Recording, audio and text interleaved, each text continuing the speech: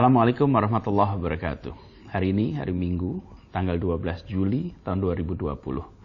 Izinkan saya menyampaikan perkembangan terbaru terkait dengan penanganan COVID di Jakarta.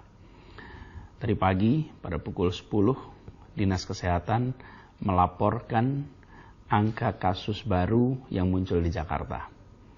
Dalam seminggu terakhir ini, kita 3 kali mencatat rekor baru penambahan harian. Dan hari ini adalah yang tertinggi sejak kita menangani kasus di Jakarta. Ada 404 kasus baru. Tidak boleh dianggap enteng. Memang sebagian besar dari penambahan kasus harian ini adalah karena gencarnya kita melakukan yang disebut sebagai active case finding. Artinya kita tidak menunggu pasien di fasilitas kesehatan, tapi puskesmas kita mengejar kasus positif di masyarakat. Jadi bukan kita pasif. Di Jakarta kita secara aktif melakukan tracing, lalu melakukan testing. Dari situ kemudian mereka diisolasi, mereka yang ditemukan positif. Tetapi angkanya tetap tinggi. Nah, walaupun kita sudah melakukan peningkatan kemampuan testing, saat ini tes PCR di Jakarta per minggu itu sudah 3 kali lipat dari standar yang ditetapkan oleh WHO. Dan kita akan terus meningkatkan kapasitas testing kita. Bahkan tes PCR itu, positivity rate-nya selama ini itu berkisar sekitar 5%. Karena persyaratan atau yang ditetapkan sebagai standar dari WHO adalah diperlukan 1.000 testing per 1 juta penduduk. Dan positivity rate-nya, artinya mereka yang ditemukan positif, itu di bawah 5%. Sebagai catatan, tanggal 4 sampai tanggal 10 Juni, di Jakarta kita melakukan 21.197 orang dites. Dan positivity rate-nya 4,4%. Lalu, tanggal 11 sampai 17 Juni, 27.091 orang dites. Tingkat positivity rate-nya adalah 3,1%. Lalu 18 Juni sampai dengan 24 Juni ada 29.873 orang yang dites. Positivity rate-nya 3,7%. Kemudian 25 Juni sampai 1 Juli ada 31.085 orang yang dites PCR. Kemudian positivity rate-nya 3,9%. Lalu tanggal 2 Juli sampai 8 Juli ada 34.007 orang. Positivity rate-nya 4,8%. Tapi hari ini angka positivity rate itu menjadi 10,5%. Melonjak 2 kali lipat. Ini adalah satu peringatan bagi kita semua bahwa kita harus lebih waspada, lebih disiplin. Karena itu saya secara khusus ingin menyampaikan ini kepada seluruh masyarakat Jakarta. Jangan anggap enteng. Jangan anggap ringan. Jangan merasa kita sudah terbebas dari wabah COVID. Lonjakan ini merupakan peringatan bagi kita semua. Dan dalam perjalanan selama masa PSBB transisi ini, sejak 4 Juni sampai dengan 12 Juli ini, kita menemukan 6.748 kasus baru. Memang karena kita aktif melakukan tracing, tapi selama ini tambah kasusnya, tapi positivity rate-nya di bawah 5%. Artinya meskipun ditemukan sebutlah 200, tapi 200 dari 4.000 tes, maka dia hanya 5%. Berbeda dengan 200 dari 1.000 tes, maka dia 20%. Kami selalu perhatikan angka prosentasenya. Karena itu yang bisa membuat kita menganggap ini sesuatu yang harus diantisipasi atau ini adalah perkembangan yang bisa dikendalikan. Nah, selama Juni tanggal 4 sampai dengan sekarang, klaster terbesar otomatis adalah pasien rumah sakit. Itu 45,26%. 45%. Itu rumah sakit. Yang kedua adalah pasien di komunitas. 38%. Mereka yang berada di lingkungan kita. Lalu di mana? Di pasar. Pasar itu 6,8%. Dan pekerja migran Indonesia itu 5,8%. Sisanya dari perkantoran. Tapi saya perlu ingatkan pada semua, 66% dari yang kita temukan adalah OTG, orang tanpa gejala. Orang yang dia tidak sadar bahwa dia sudah terekspos. Artinya, kalau saja mereka tidak kami datangi, tim puskesmas tidak melakukan testing, barangkali yang bersangkutan tidak pernah merasa bahwa positif. Dia membawa virus COVID. Inilah sebabnya mengapa kita harus ekstra hati-hati. Berbeda kalau yang positif kita temukan adalah yang sakit, yang datang ke rumah sakit, datang ke puskesmas, tidak. Ini 66% adalah orang yang kita temukan karena kita melakukan testing. Jadi, saya ingin mengingatkan pada semua warga Jakarta, harus ekstra hati-hati. Jangan anggap enteng, jangan merasa kita sudah bebas dari COVID. Karena nanti, kalau kondisi ini berlangsung terus, bukan tidak mungkin kita akan kembali ke situasi sebelum ini. Karena itulah saya ingin ingatkan pada semuanya. Ada titik-titik yang harus diwaspadai. Pertama, yang paling harus kita hati-hati adalah tempat transportasi umum. Di situ ada situasi di mana menjaga jarak itu seringkali sulit. Yang kedua, adalah di pasar. Kondisi di pasar seringkali membuat interaksi itu jadi pendek. Pastikan bahwa semuanya disiplin. Kita pun melakukan pengawasan pemantauan. Ada lebih dari 300 pasar, 153 di bawah Pemprov DKI, kemudian sisanya adalah pasar rakyat. Harus hati-hati. Kemudian saya ingatkan kepada semuanya, hal yang paling sederhana, nomor 1, pakai masker. Memakai masker di mana saja, kapan saja, dalam aktivitas apa saja. Yang kedua, jaga jarak aman. 1 meter adalah jarak aman. Lalu yang ketiga, mencuci tangan dengan sabun. Pastikan ini terjadi. Lalu, dalam aktivitas apapun, pastikan ruangan tempat Anda berkegiatan, tempat kita berkegiatan, tidak boleh lebih dari kapasitas 50%. Dan yang paling penting dari semuanya, jangan ragu untuk mengingatkan siapapun, kapanpun, dimanapun. Ingatkan, tegur, bila ada yang tidak pakai masker, bila ada yang tidak jaga jarak, bila ruangan lebih dari 50% kapasitas, bila tidak melakukan cuci tangan. Jadi jangan anggap ini sekedar urusan pemerintah, bukan urusan kita semua. Ini adalah kita mencegah untuk tidak terjadi penularan pada kita semua.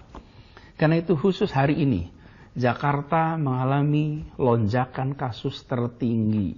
Saya ingatkan kepada semua, jangan sampai situasi ini jalan terus sehingga kita harus menarik rem darurat atau emergency brake. Bila itu terjadi, maka kita semua harus kembali dalam rumah. Kegiatan perekonomian terhenti, kegiatan keagamaan terhenti, kegiatan sosial terhenti. Kita semua yang akan merasakan kerepotannya bila situasi ini berjalan terus.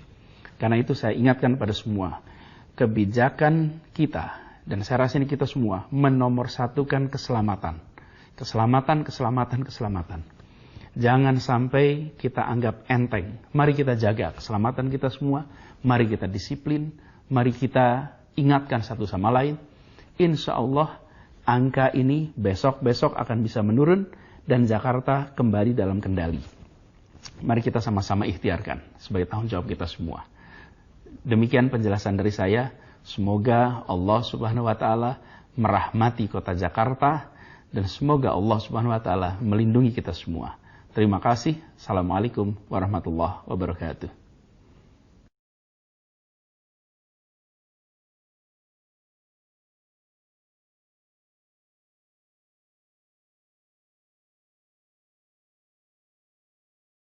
Assalamualaikum warahmatullahi wabarakatuh. Selamat pagi dan salam sejahtera untuk kita semua. Saya Agus Ramdhani, Kepala Suku Dinas Pendidikan Wilayah 1 Kota Administrasi Jakarta Barat, mengucapkan selamat mengikuti masa pengenalan lingkungan sekolah. Seperti kita ketahui bahwa sesuai dengan surat dari Kementerian Pendidikan dan Kebudayaan serta dari Dinas Pendidikan DKI Jakarta bahwa tahun pelajaran 2020-2021 dimulai pada tanggal 13 Juli 2020 pada hari ini tentunya kita semua sudah mulai kembali untuk mengikuti pelajaran-pelajaran di sekolah. Alhamdulillah, hari ini kita bersama-sama mengikuti masa pengenalan lingkungan sekolah di hari pertama. Kepada para kepala sekolah, saya mengucapkan terima kasih serta penghargaan yang setinggi-tingginya atas persiapan kita di dalam menyambut anak-anak kita, para peserta didik baru, untuk tetap semangat meskipun di masa pandemi COVID-19 ini kita masih tetap belajar dari jarak jauh. Tentunya ini tidak akan menghalangi kita. Kita akan tetap semangat memberikan yang terbaik untuk para peserta didik kita. Kepada para orang tua, tentunya juga saya mengucapkan terima kasih. Kita akan bersinergi mendidik anak-anak kita untuk mendapatkan pembelajaran yang bermakna dan menyenangkan. Dan kepada para peserta didik, tentunya saya berpesan bahwa meskipun kita belajar dari jarak jauh, tetapi insya Allah pembelajaran-pembelajaran ini akan diberikan secara bermakna dan menyenangkan oleh Bapak dan Ibu Guru. Hari ini adik-adik akan mengenal lingkungan sekolah, prasarana dan sarana yang ada di sekolah, lalu juga berkenalan dengan teman-teman yang baru, tentunya meskipun melalui online, walaupun melalui tidak bertatap muka langsung, tetapi kita tetap semangat bahwa pembelajaran ini akan terus memiliki makna dan menyenangkan untuk kita semua. Sekali lagi, selamat mengikuti masa pengenalan lingkungan sekolah di hari pertama ini, dan selamat kepada adik-adik kita, para peserta didik baru, untuk mengikuti tahun pelajaran 2020-2021 ini. Tetap semangat dan jaga kesehatan selalu. Wabillahi taufiq wal hidayah. Wassalamualaikum warahmatullahi wabarakatuh.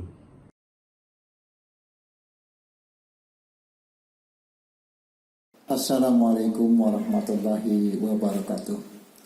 Alhamdulillah wa syukurillah wa la ni'matillah la haula wa la quwata illa billah. Selamat pagi siswa-siswi SMK Adawah kelas 10 tahun pelajaran 2020-2021. Semoga kita semua dalam keadaan sehat walafiat. Salawat dan salam kita sampaikan kepada baginda Nabi besar Muhammad sallallahu alaihi wasallam. Semoga kita semua mendapatkan syafaatnya di akhirat kelak. Anak-anakku, siswa-siswi SMK Adawah tahun pelajaran 2020-2021. Pada pagi hari ini saya sangat senang sekali bisa menyapa Ananda semua, sehingga kita bisa saling mengenal satu dengan yang lain. Perkenalkan, saya LF Guntoro adalah Kepala SMK Adawah, bersama dengan Dewan Guru SMK Adawah menyambut kedatangan Ananda semua, putra-putri SMK Adawah terbaik, calon penerus bangsa di masa yang akan datang. Kegiatan MPLS kita tahun ini dibatasi dengan adanya wabah COVID-19. Oleh sebab itu, untuk menjamin kesehatan kita semua, kegiatan MPLS dilaksanakan secara daring atau online. Namun demikian, tidak mengurangi semangat kita dalam menimba ilmu di masa yang akan datang. Melalui kegiatan masa pengenalan lingkungan sekolah, kalian akan diperkenalkan dengan pengurus sekolah dari kepala sekolah beserta jajarannya, Bapak Ibu Guru SMK Adawah, Ketua Program Pembina OSIS, kegiatan ekstrakurikuler, fasilitas sekolah, dan melalui kegiatan MPLS secara daring, kami berharap Ananda mengenal, mengetahui, memahami dengan siapa dan apa yang akan Ananda lakukan dan apa yang akan harus dilakukan. Oleh sebab itu, selanjutnya Ananda harus senantiasa siap untuk mengikuti dan melaksanakan tugas yang diberikan oleh sekolah. Selanjutnya, anakku sekalian, kami sampaikan bahwa kegiatan MPLS tahun 2020 dilaksanakan dengan menggunakan media komunikasi, handphone, dan menggunakan aplikasi WA, Zoom, Instagram, Google Map, dan lain-lain. Ananda, saya yakin di era globalisasi ini, di era digital, Ananda mau tidak mau, suka atau tidak suka, harus bersentuhan dengan peralatan teknologi terbarukan. Selanjutnya, mari bersatu, mari bahu-membahu, kita sing-singkan lengan dan baju, kita sambut era baru di tahun pelajaran yang baru. Selamat mengikuti kegiatan MPLS tahun 2020-2021. Bersama kita pasti bisa. Dengan membaca Bismillahirrahmanirrahim, kegiatan masa pengenalan lingkungan sekolah SMK Dakwah tahun pelajaran 2020-2021 saya nyatakan dibuka. Selamat mengikuti. Assalamualaikum warahmatullahi wabarakatuh.